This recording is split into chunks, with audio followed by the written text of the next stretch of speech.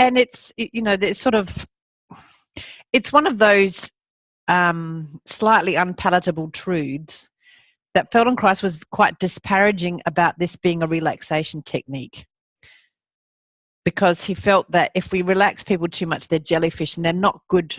That's not good for anything, to be a jellyfish. It's not skeletal, it's not functional, etc. However, why I say it's an unpalatable, clearly the method helps people to relax. So if you think about, you know, our culture where we're revved up and we've got this hyper-regulated, upregulated nervous system, it's actually a great service to people to help them learn how to downregulate themselves. So that's why I'm saying it's an unpalatable truth, and we have to recognise that that is something that we offer, even if Feldenkrais did rant about it not wanting to be seen as just a method for relaxation. Because it can, for some people, like for me, I do not need to be relaxed any more than I am. I'd be comatose. That's why I don't particularly respond well to massage. I would love to respond well to massage. I'm not having a go at massage therapists in the room. It's just, it relaxes me, and it's the last thing I need is to be more relaxed, because I am already too relaxed. So why I like ATM is because it brings me back up to some level of functionality. It brings me back up. Does that make sense? So for some people, ATM upregulates them, and others it downregulates them. And that's the sort of the diet that makes a fat person thin and a thin person fat. It's universal. It calibrates you. It brings us all to some level of equipoise. So anyway, where did that rant come from? Dolphin music. So, how are your inner dolphins?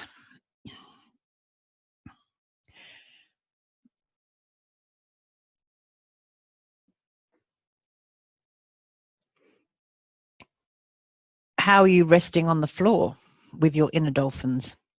What is the floor telling you? Are you in a conversation with the floor? And is it always the same conversation with the floor?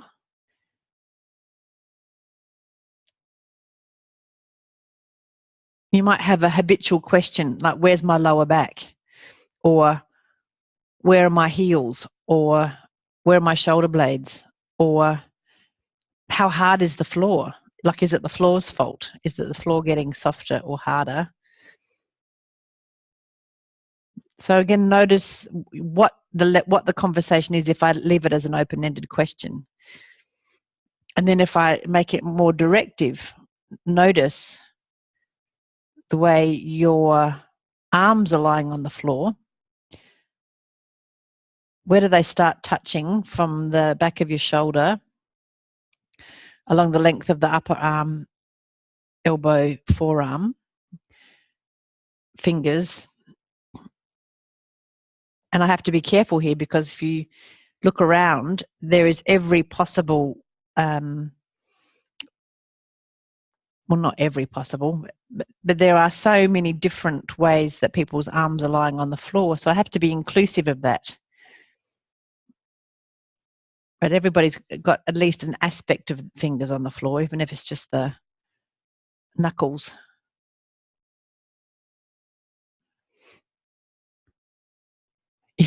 Yeah, and then some cheeky buggers have got their arms on their chests.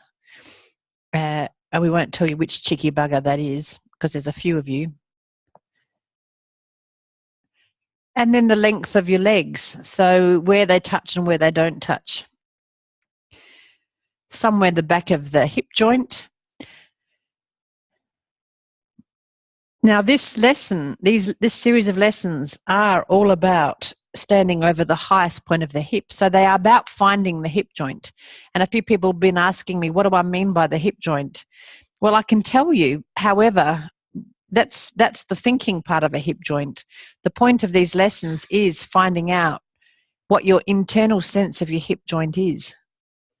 And we can come back to the thinking side of it, and we can look at it on the skeleton. You can watch each other. However, the primary thing is about you feeling where it is. and not from we can augment that with an intellectual understanding of the hip joint.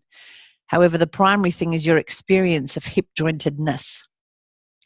And it's emergent, meaning that it comes out of a series of explorations. So if you come up and ask me what the answer is, I'm going to be suitably vague, because that's the point of it, is to find out for yourself. And it's fine to clarify question, to ask clarifying questions in the ATM. However, I was very delighted to see on Jenny's whiteboard the option of vague, because it's an important option in Feldenkrais. A very, very, very important option in Feldenkrais.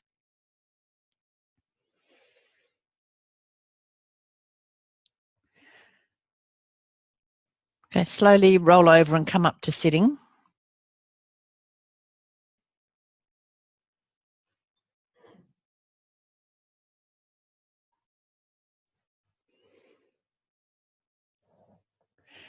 And then standing. So the sort of sitting that you do with standing up. That kind of sitting, that's right. Dear, oh dear. Yeah, you can use each other as a chair. You two look like leaning. So standing on your own 2 feet. Actually, the other part of that story, I remember a woman saying what she noticed after some lessons, probably lessons like this, was that, her shower was over the bath. And one of the things she hated about being old was that she had a bath board. So she had to sit down on the bath board and swing her legs into the bath and then stand up for the shower, that configuration. And after these lessons of practicing standing on one leg and the other, she could step into the bath again by herself. And that was really empowering for her. So because there's nothing, that sort of feeling, I'm getting old, I need all these aids in my life, all this equipment, because I can't do stuff. And to reclaim a function like that was really, really, really, really, really, really, really important. Okay, good. So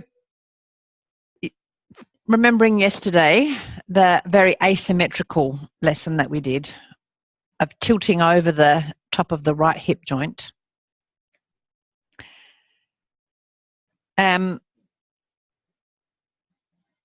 for a lot of you, it felt a little bit, confronting to be always doing it one way. So now, let's just do a little bit of a test movement of shifting your weight onto one leg and the other. So for yourself, know as much as you can for yourself what your standing leg might be, which one it might be today. I used to dread this question because my standing leg can change on a dime. So I'm projecting onto you my fickleness. You could be quite sure. And look, of course, you can stand on both legs. It's a predilection. It might be a minimal bias. And the thing is, of course, if you can't tell, that's information. Like not knowing is really interesting information. It's not a failure. Not knowing is not a failure. It's a possible answer to the question. Okay, and now take your weight onto your left leg and put your right leg out to the side so that your right big toe is resting on the floor. And again, notice how it is today about whether you want your eyes open, whether you want your eyes closed, or whether you want them sort of halfway, so that your gaze is very soft and low and very non-specific. Play around with what you need by way of your vision to help you stay oriented and balanced. And now begin a little bit to lean to the left so that your left arm goes towards the floor. And your head and your shoulders and your trunk, everything.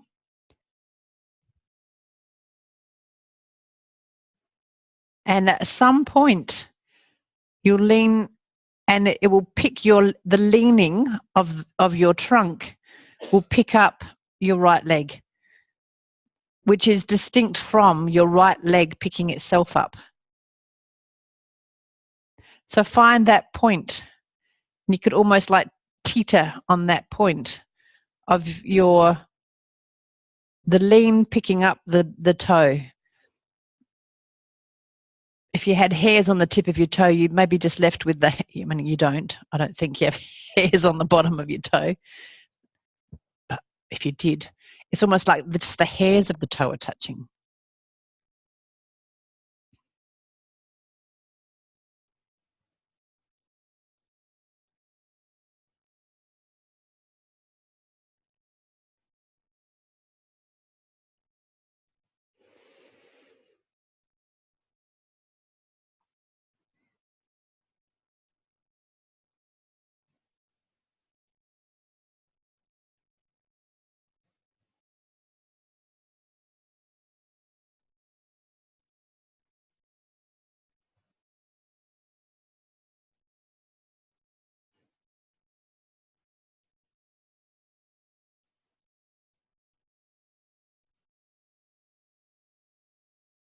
Good. Come back onto 2 feet.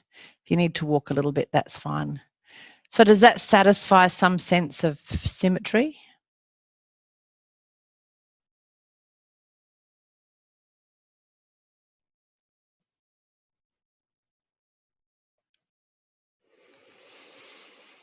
That's it. Come back to your spot and slowly shift your weight onto your right leg and put your left leg out in front so that the left big toe is in the front.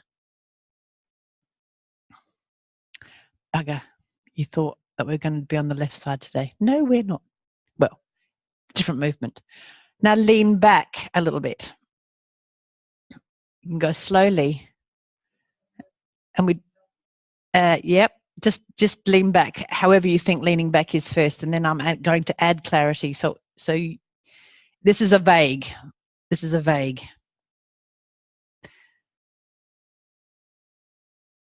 And then you continue to lean back in a way that will pick up your front leg.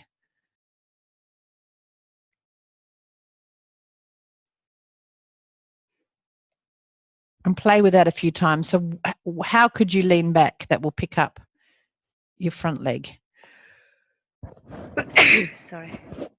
Sorry, if that exploded in the speakers.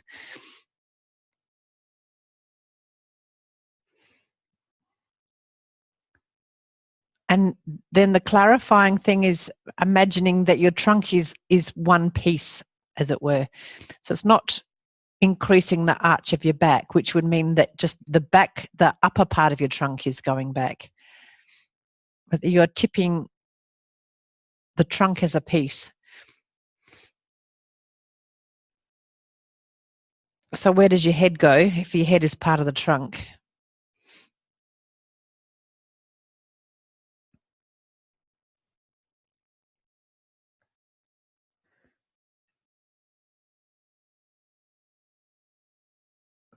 And get that sense that this counterbalancing idea.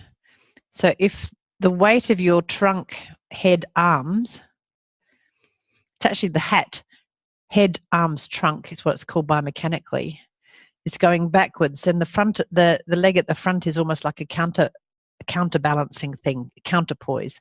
So then you can kind of teeter on the top of your right hip joint.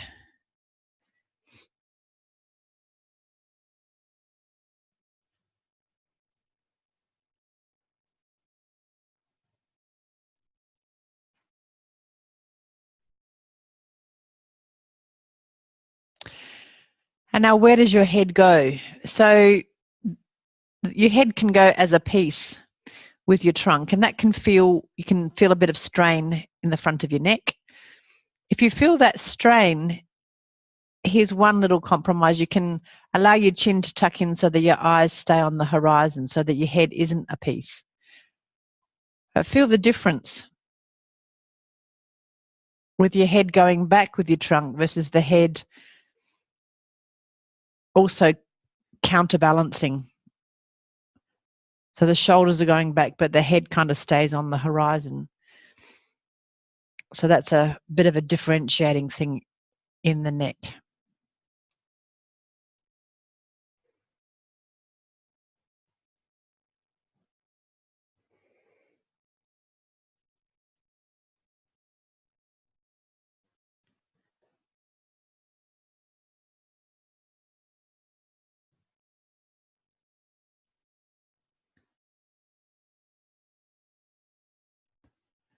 That's it. Then play around with where your big toe is on the floor in front of you. If it's really close to you, does that make a difference? If it's a long way in front of you, does that make a difference?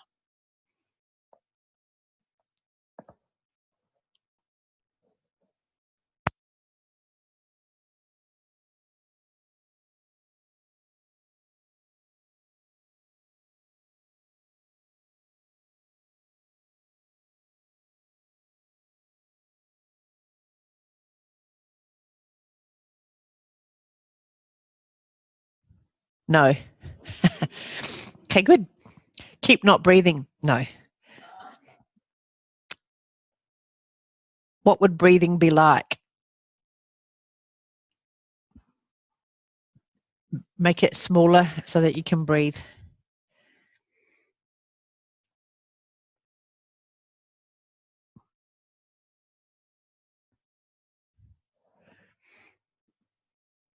You find that little point where it's just this micro movement back with your trunk and a bit forward with your leg that balances you. Do you get a sense of being a seesaw? So one arm of the seesaw is your trunk and the other arm of the seesaw is your front leg. And the fulcrum is your right hip joint. The fulcrum meaning that, the center of the seesaw. Leave it and have a little walk, just a little tiny walk.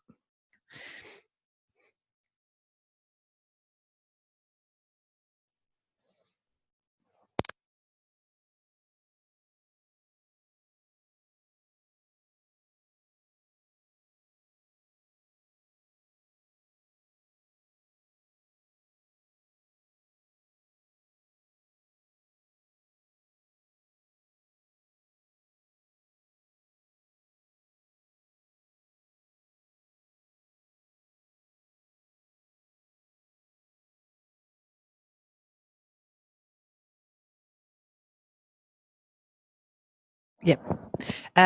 Little attack of the hay fevers. Okay. Now you're back in your spot.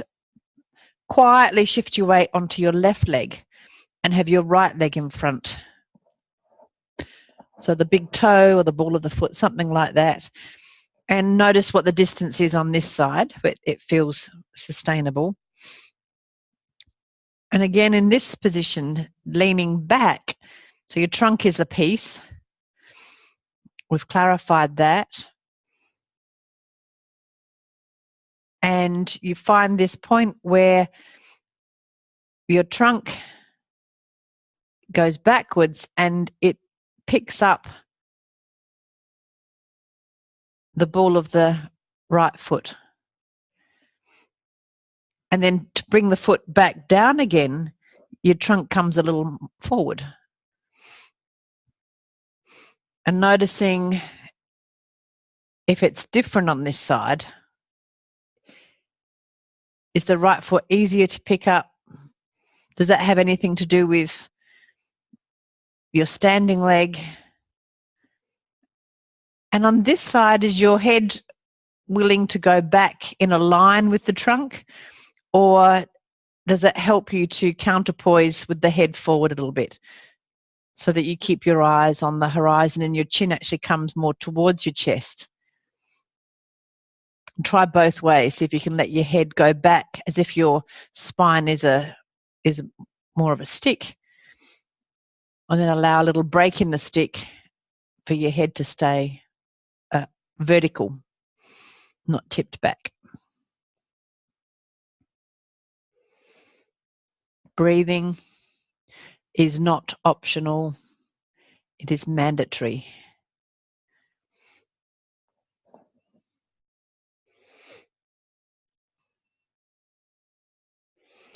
Now, what are your arms doing? Are you using them to counterpoise at the front? Can you let them just loll back? Or are you holding them forward? If they were really relaxed, if this was a relaxation thing, as if, and your arms would actually, well, what would they do? They would go with gravity. Gravity would have its way with them. What would gravity do? It would allow them to hang back behind you. Could you fake that? And now allow it to happen sort of more, just let gravity pull your arms back. That might mean that the movement has to be smaller.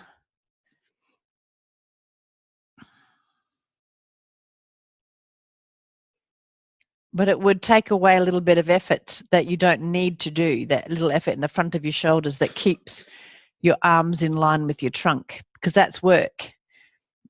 That's optional work, but I'm saying take that option away. Just let your arms dangle.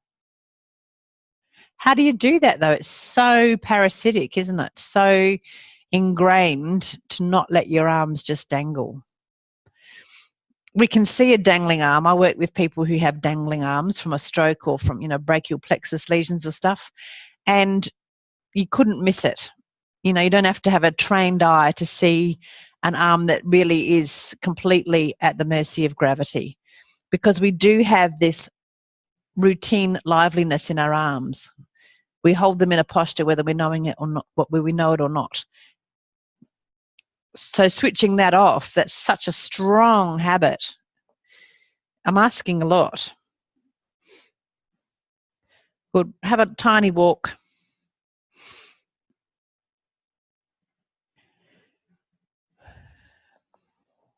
Actually, it's good not having so many mats in the room, because there's more room to walk with this lesson. Come back to your spot. And now stand on your left leg again and have your right leg behind you so that your big toe is touching the floor behind you. Now, with your big toe, is it the pad of the toe, or is it your toenail, or is it the top of the toe? Who knows? You can find out what do you need to feel safe. There's no particular instruction about this. Yeah, you might get cramp if you actually you could get cramp either way with being on the pad or on the toe. So just whatever's comfortable for you. And now begin to tip your trunk forward. So your head, your shoulders, your chest, your belly, and find a place where your right leg will be lifted, as opposed to lifting itself. Now, and again, if you're finding it difficult to feel the difference between the leg being lifted and it lifting itself, lift it. Like, just lift it. That's it, without the trunk being involved. And feel that is a different proposition. It's a different kind of organization. It requires work in a different way. And then let's refine it a little bit more and pay some attention to the trunk leaning forward as a piece. So it's the Alexander broomstick up your butt. So your spine is like a broomstick. It's a very horrible thing to say, but that's what Feldenkrais said about Alexander, the broomstick thing. So there is no movement within the trunk. It's a movement of the trunk as a piece in the left hip joint. And then find that balancing point where the trunk is forward and the right leg is back, and you can teeter, you can balance like the seesaw. And is it easier for your arms to dangle in this position, like to let gravity just have your arms dangling, than it was going backwards? It certainly looks like it is. If you notice that your arms are still in line with your trunk, then they're doing work at the back, aren't they?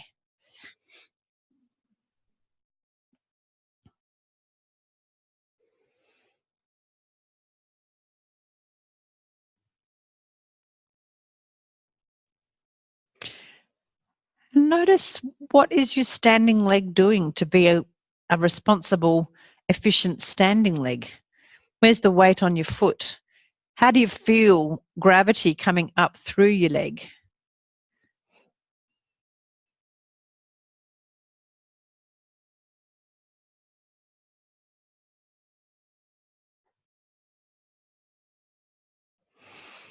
And get this sense of a line from the top of your head to the right heel. It's a continuous kind of line, and the line doesn't change as you tip forward and backward. Does that image help? So that the seesaw really does have one plane of wood tipping around the fulcrum. So it's not actually that your right glutes completely switch off. They work a tiny little bit to keep their line, but they're not working exclusively to put a break in that line so that there's actually that your leg lifts relative to the trunk. That's it. It's a very interesting move to watch, actually. Maybe we'll watch each other in a tick. Okay, lie down and rest.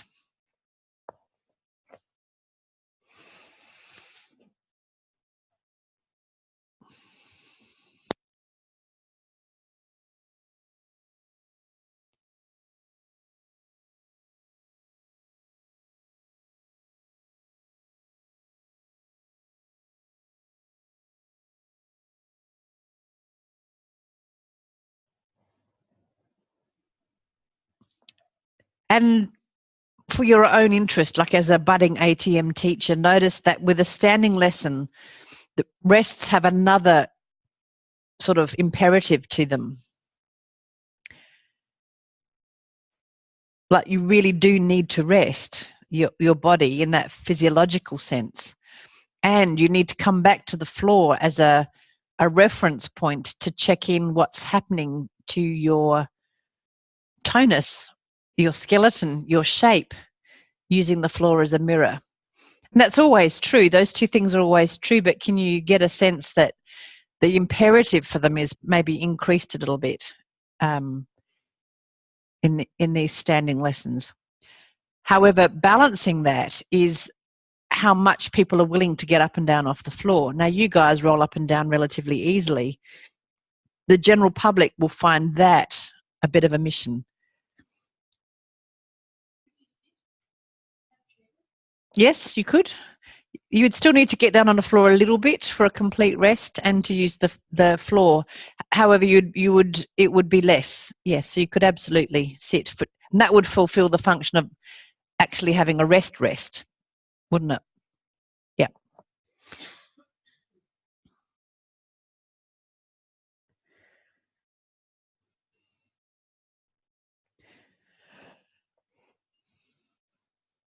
However, what I'm saying could be complete crap. Like, does it fit in with your experience? That's the point in this room, is I'll make these suggestions and then you check, is that my experience, what she's saying? Do I go along with that or not? Is it something that I'm going to take on board because it matches my experience or it highlights my experience? So that's where this becomes a shared learning thing, is that what I say is not gospel. Well, actually it is, because I have delusions of godliness. No, I don't. Test it out. Be a scientist about what I say. Does it fit my experience? No. All right. I'll think about it a bit more. Okay, roll over and come up to sitting and then standing.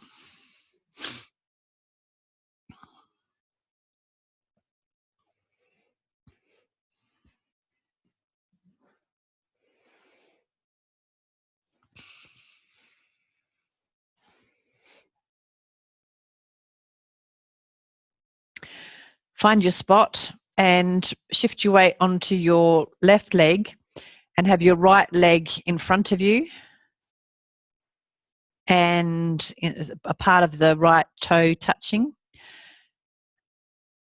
And then begin to lean back so that your right foot is picked up off the floor. So find that point in the seesaw and notice how that is at the moment. Now find a way that you could lean back and lift your right foot up. And then as you lean forward again, your right leg swings underneath you and swings out behind you and you tip forward. So you need to do something a little bit shifty with your right foot so that it clears the ground. And go slowly, but that you put these two movements together. You lean back and your right foot lifts up. You start to lean forward and you keep leaning forward so that your trunk is forward and your right leg is back. So the shifty thing with your foot is that you actually will cock your toes up. Otherwise, you'll circumduct, you'll swing your leg out to the side. How can you find a way so that your leg swings kind of cleanly underneath you without swinging out to the side and back? And so you get this idea that you are a stick from the top of your head down to your right heel. And you counterpoise, that the leg part of the seesaw counterpoises the trunk part of the seesaw. But now it's more than a seesaw because you're not just going, you're doing a bigger arc around the hip joint. Crampies. They are killers.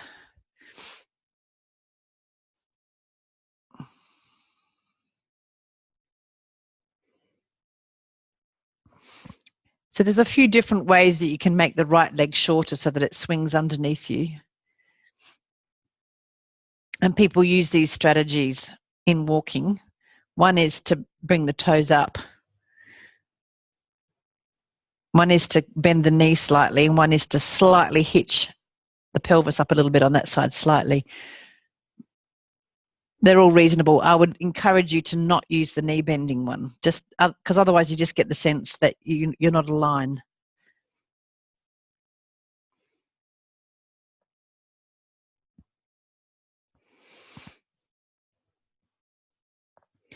If you need to walk a bit, walk a bit.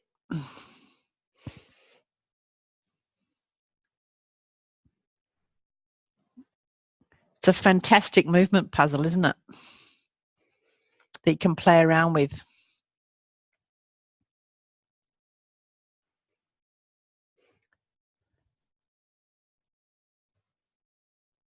And yeah, walking, and then come back to your spot and stand on your right leg with your left foot in front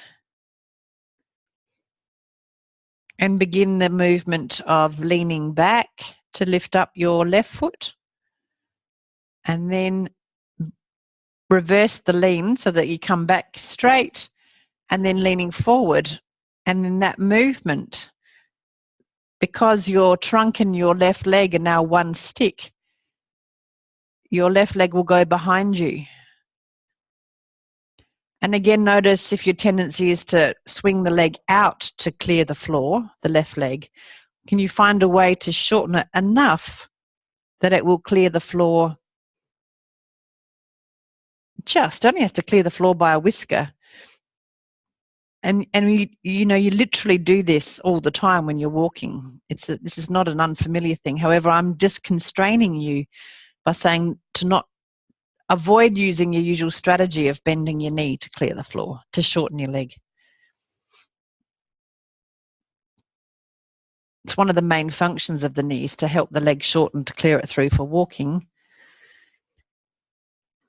However, in this point, for this exercise, we don't have a knee joint.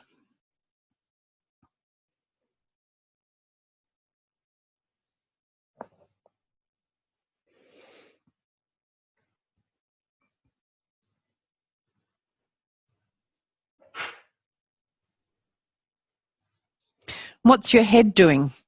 Is it possible for your head to be part of the seesaw stick so that it stays in line with your spine? If that's really uncomfortable going back, then of course you can keep your eyes on the horizon. Just keep checking though, is that getting easier? I mean, the movement doesn't have to be that big.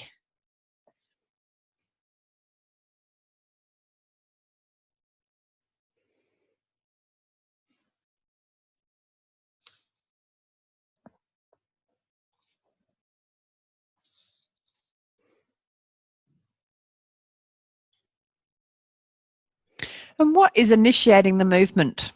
Go slowly enough again that you can feel, where does your intention first move to? So thinking from yesterday about this, you've got the instruction coming in as the stimulus, and there's all this whizzing around planning stuff. Where does the first instruction go to initiate the movement? Obviously, there are a million answers to that. For you, I can't tell you what yours is. Can you feel for yourself?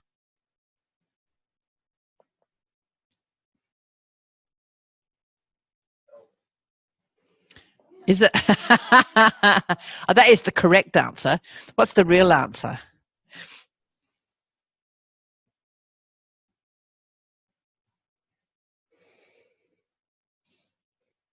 Could you do this quite fast?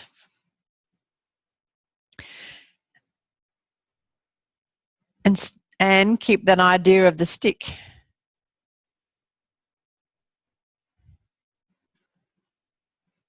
What's happening to the arms? If you need to keep your eyes open, that's fine. However, sometimes, you know, you can play with that, with whether your eyes are open or closed.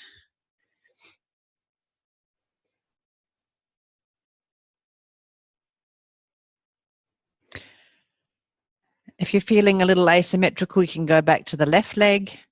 And how is that?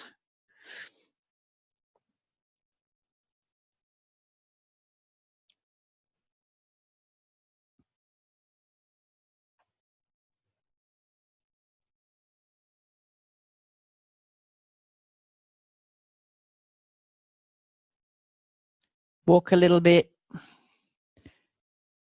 How do you put the weight from one leg to the other and swing the other leg through?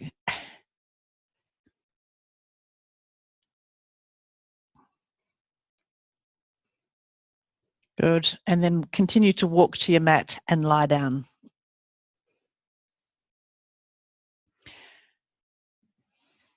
So some people do actually walk by tilting their trunk forwards and backwards like this. It is a strategy. I'm not saying it's a fabulous strategy, but I have clients who, because they've got such weakness in their leg, that the only way for them to get their leg forward is to lean back.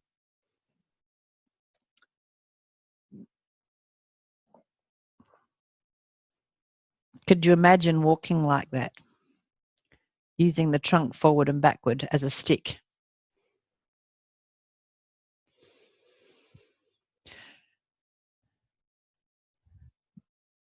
And return to that very beginning conversation that you started between yourself and the floor.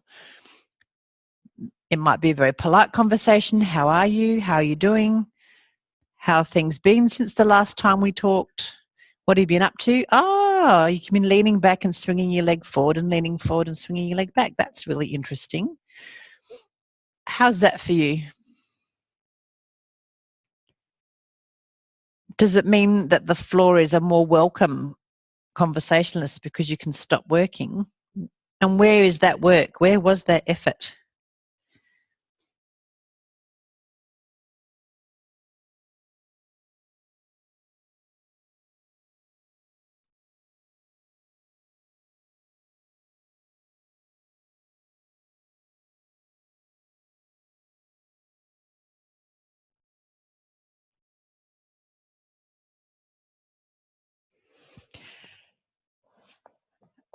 And if I ask you that question about what is your experience, what is the phenomenology of hip jointedness?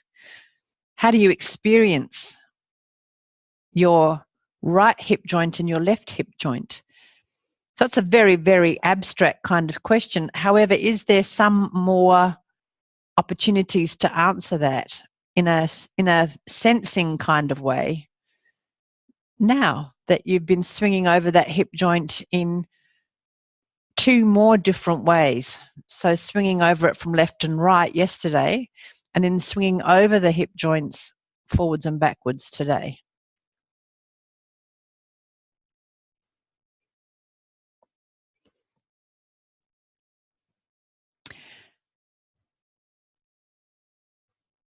So because you've all done, there's the mini pelvic clock series, and one of the fantastically illuminating things about the pelvic clock is that it helps people to find their hip joint. This is another refinement of finding the hip joint, finding the top of the hip joint, because that's where you're teetering over. If you can get a sense of the roundness of the femur, the head of the femur, which is the underneath part of the hip joint in standing, and then its roof, which is that beautifully matched curved structure of the pelvis over the top of it. And actually what you're doing is sliding that curved roof over the dome of the femur, the head of the femur. Is that an interesting image that you could actually have an internal sense of? Slowly get up and stand again.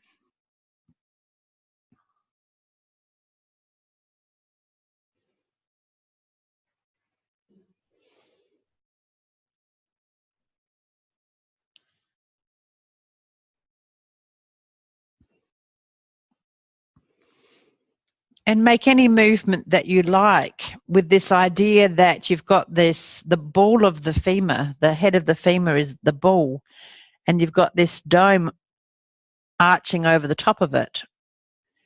And any movement that you do is sliding with your feet grounded. That's the thing.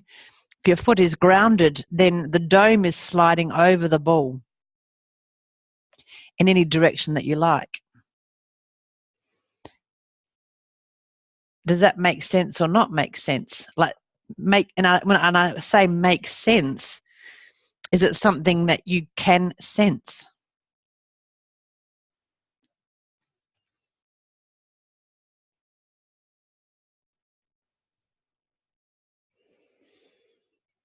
And so essentially you're finding a way to keep the head of the femur, the ball, still while the dome slides over.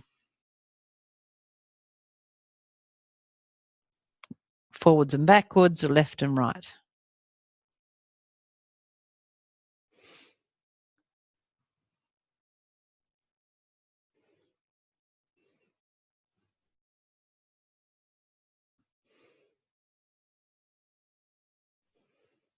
So why don't I say all this right at the beginning? Why do I say this at the end? Again, this is emergent. We are systematically adding colours to the picture. You can't put the whole palette on the picture straight away.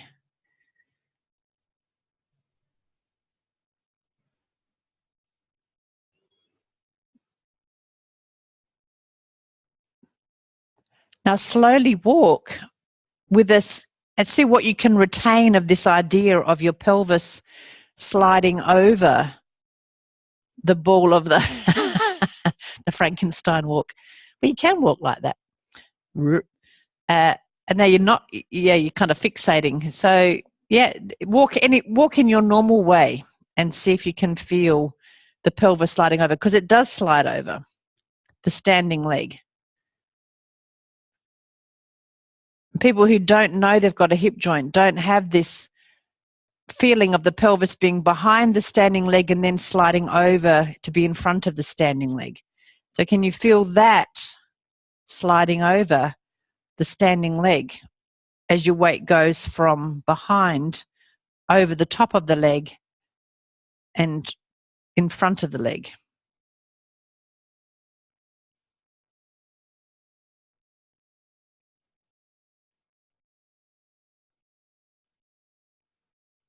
And the more that your pelvis rests on that standing leg, the slower the swinging leg can swing. So again, the folk that I work with, because they really can't get their pelvis over the top of their hip joint, their swinging legs goes quickly through. So you think, oh, there's something wrong with that leg, but actually they can't take weight enough on their standing leg in order for the swinging leg to gently swing through. That's it. Slowly pick up the speed. So this interdependence between the standing leg and the swinging leg, we seem to be getting into walking, which is not this segment. Stop talking about walking, Susan. I love walking. It's such a fascinating function. Good. Good. All right. And then walk any old how and let it all just pass you by. Walk however you like. Flippity, whatever.